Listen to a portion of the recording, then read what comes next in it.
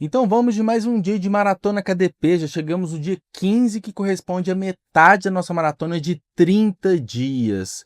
E já passamos por várias coisas aqui. E no momento a gente está chegando no clímax, né, que é aquele momento mais esperado, um momento de maior ação, maior emoção, de revelações, e que geralmente numa boa história você está ali perdendo o seu fôlego. Então, sem mais delongas, vou compartilhar minha tela com você. E aqui temos, né, o e-mail 15. Clímax, aumentando a tela aqui para ficar mais fácil a sua leitura. E bom, chegamos ao momento mais esperado de qualquer história, que é o clímax. Esse é o ponto culminante no qual todas as linhas da história se convergem e seu protagonista enfrenta o maior desafio e todas as promessas feitas ao leitor devem ser cumpridas. O clássico ou vai ao racha. E a dica do dia é: o clímax é muito mais que uma batalha final ou confronto decisivo. É um momento de verdade emocional e transformação definitiva.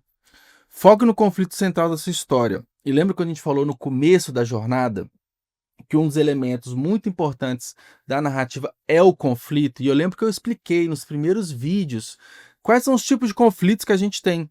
A gente tem um conflito numa ficção científica, por exemplo, o conflito contra a máquina, né, contra androides, robôs, e numa distopia, por exemplo, a gente tem um conflito contra governos autoritários. Numa ficção pós-apocalíptica que eu gosto de escrever, a gente tem, né, o conflito contra a natureza, por exemplo, pode ser um tornado, um tsunami, um meteoro, alguma coisa assim. Só que o conflito não é só essa definição, né? Porque tudo vai girar nas motivações, né, e desafios do protagonista, quais são, né, as ações, os objetivos, o que ele tem que fazer ao longo da narrativa para resolver esse conflito, né? Então, no clímax, a gente tem que focar nesse conflito principal da nossa história. Como que ele vai ser resolvido? E que promessa você fez ao leitor nas primeiras páginas, né? No início daquela construção, quando a gente está apresentando todo o nosso universo, o que motivou esse protagonista, o que fez ele sair da sua zona de conforto. Se sua história começou com um mistério, ele precisa ser resolvido.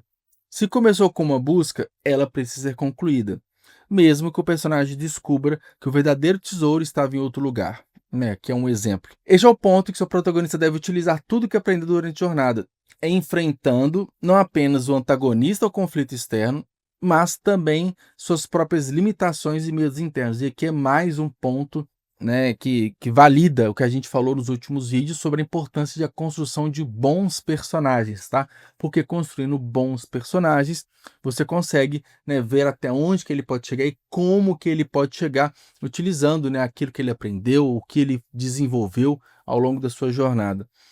Não é necessariamente um final feliz. É um momento que deve representar tanto uma vitória ou derrota física, quanto uma conquista emocional e espiritual. Eu, por exemplo, que sou um escritor de ficção pós-apocalíptica, eu sempre falo que nas histórias não tem final feliz. Afinal, o mundo já está destruído. Você tem ali pequenas vitórias, você tem alívios, mas um final feliz você não tem. Inclusive, um dos contos que mais tem chamado a atenção recentemente dos meus leitores, que é Passagem, né? Se você pesquisar na Amazon você encontra, que é uma história de dois amigos que eles vivem 10 anos depois, né, do acontecimento né, que surgiu os corpos amarelos e tudo mais, e tem um desencadear da história, e eu não vou dar spoilers aqui, mas não é um final feliz, é um final triste, né? Mas é um final de história. E é um mundo pós-apocalíptico e é isso. Não tem muito que celebrar, que comemorar. Entendeu mais ou menos essa lógica? Então não necessariamente tudo tem que terminar bem. Inclusive, se as coisas não terminam bem, causa até um vazio, né, no leitor. Isso pode ser visto de forma positiva também. A construção do clímax começa muito antes da cena final. Cada elemento introduzido anteriormente, habilidades aprendidas, relacionamentos envolvidos, sacrifícios feitos, devem encontrar seu propósito aqui. O momento decisivo precisa parecer tanto inevitável quanto surpreendente. Inevitável porque foi cuidadosamente preparado ao longo da história. Surpreendente de maneira específica como se desenrola. Ou seja, aqui esse parágrafo, nada mais fala que o clímax, né, ele é construído a partir desde a primeira página, desde a primeira linha. Você vai evoluindo, você vai amadurecendo, vai crescendo a sua história para que o clímax também faça sentido. Não adianta nada você enrolar, fazer uma história ruim e tentar ter um clímax satisfatório. Até porque, se a história não for bem conduzida, o leitor nem chegará neste clímax. Então, esse é um ponto de atenção também.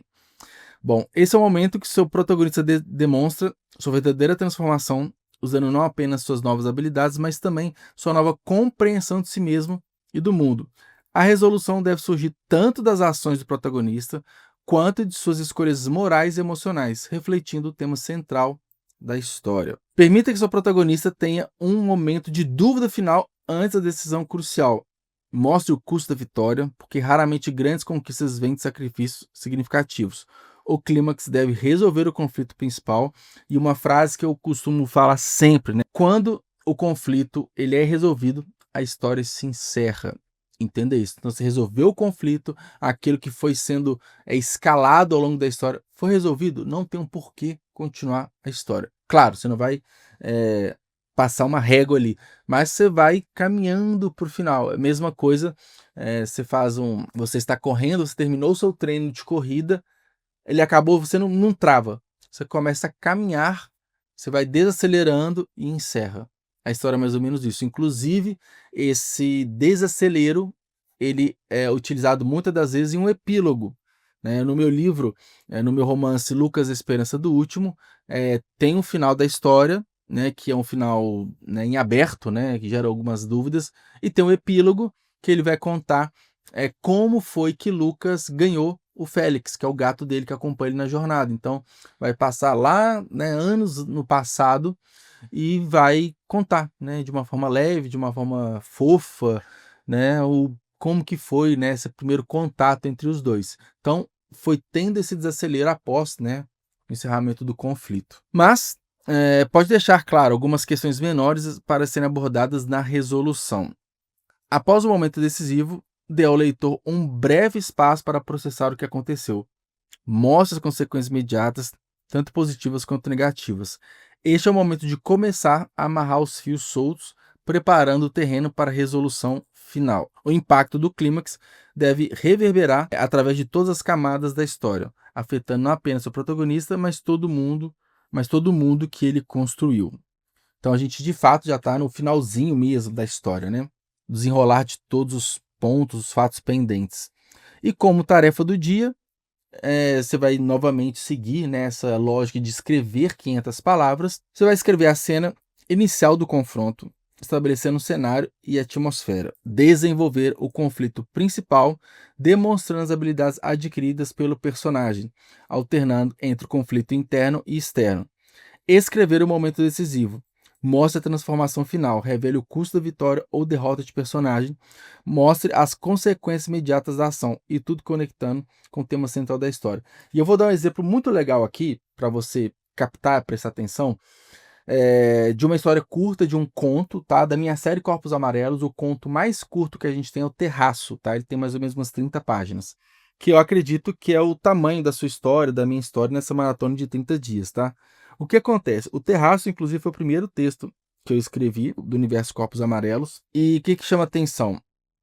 Só pra gente resumir aqui, é um homem, é um personagem sem nome, e ele tá fugindo ali, né? Ele tá buscando um abrigo, tá fugindo ali dos Corpos Amarelos, ele encontra um prédio abandonado, ele entra por esse prédio, e o primeiro grande desafio dele, o conflito que ele tem, inicialmente, é que são com os próprios Corpos Amarelos, mas também pode ser entendido como um conflito interno. Ele quer se provar que ele é capaz, né, que ele vai superar seus limites.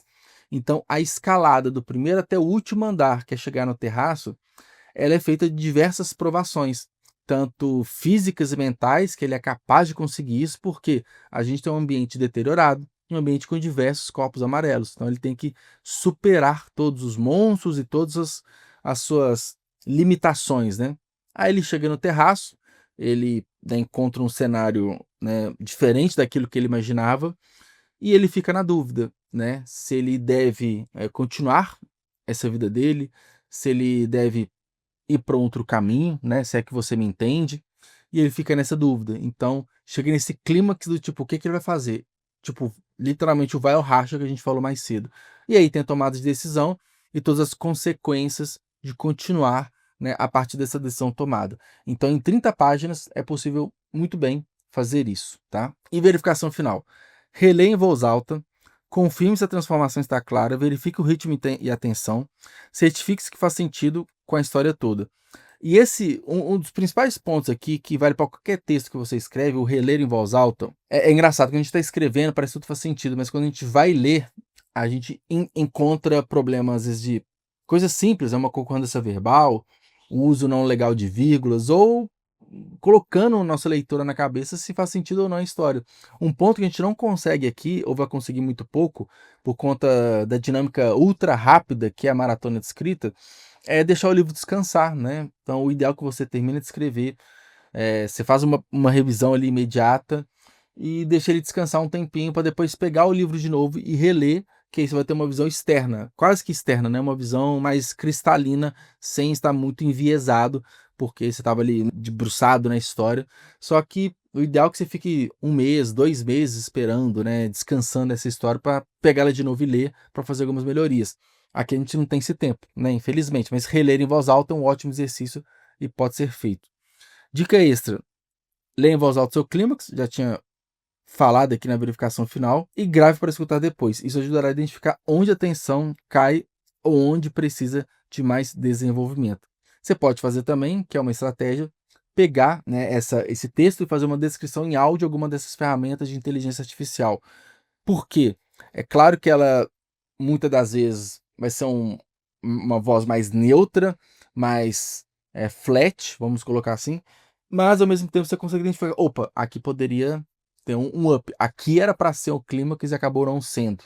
Então, é um tipo de exercício que você pode fazer também. O clímax deve ser o momento onde o tema central de sua história se manifesta mais claramente. Tema central. Se você assistiu aqui desde o começo, vai ver que desde o primeiro vídeo, e principalmente nos primeiros 2, 3, 4 vídeos, eu falo muito da parte de estruturação, que da minha metodologia, a primeira coisa que você faz é o tema central, na parte de estruturação, que é basicamente a sua pensata. E essa pensata, ela é um tweet, 280 caracteres.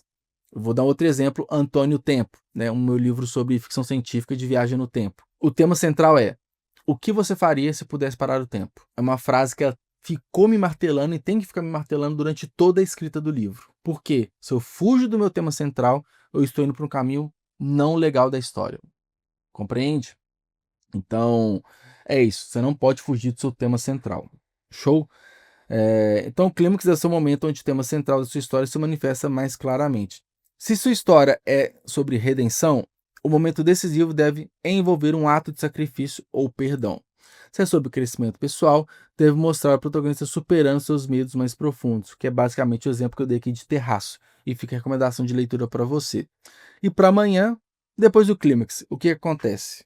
E aí a gente vai ver o desenrolar no próximo vídeo, né? Então, um mini feedback aqui desse e-mail. Eu gostei, né? A gente está num padrão aqui de e-mail dos últimos, bem constante, que são textos maiores, né? Explicando bem o que é, desde o primeiro ato, do segundo, do terceiro, do clímax e tal, do midpoint, teve e-mail de midpoint também. Tem sido interessante todo esse texto e com as tarefas do dia. No meu e-mail, no meu vídeo extra que eu falei sobre as minhas percepções dos primeiros 10 dias, eu fiz uma pequena crítica que tá faltando exemplos práticos aqui. Por exemplo, podia ter colocado aqui o que é um clímax de um livro. Um exemplo aqui de um livro legal, conhecido da galera.